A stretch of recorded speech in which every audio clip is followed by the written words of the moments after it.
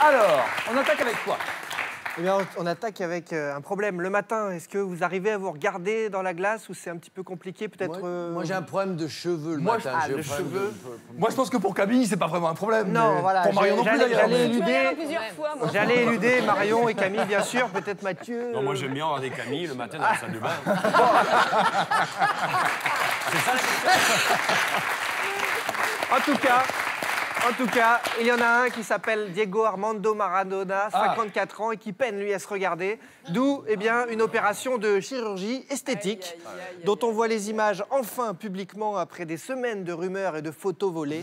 Le voilà. Quoi, en fait? Un lifting, le visage. Et il s'est fait tirer à 4 épingles. On revient au football. Là, je suis Camille de Vanderville. Là, je suis vraiment désolé, Camille. Désolé, Marion. C'est pas pour vous tout de suite. C'est le moment testostérone de l'émission. On va parler de la petite amie de Grégory Vanderville. Elle séduit beaucoup plus les supporters du PSG que Grégory en ce moment, avec la une de Sports Illustrated où elle a réalisé un shooting photo en body painting. Alors, c'est quoi le body painting? Eh bien, c'est de l'art. Ça veut dire, eh bien, dessiner de la peinture sur le corps pour en faire, eh bien, des dessins, des Mets le maillots. ralenti, mets le ralenti.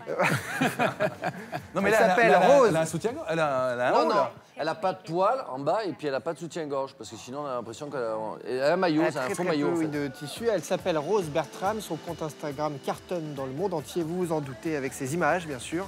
C'est notre coup de cœur de la semaine. En même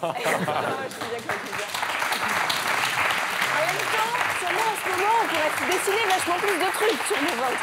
Sur ton ventre en ce Elle moment. fait la maline. Ouais, non, regarde, mais- Franck, il est fixé, je te raconte même pas. Non, je suis en train de me demander si c'est les couleurs du PSG ou des États-Unis. Oui, Mais bien sûr.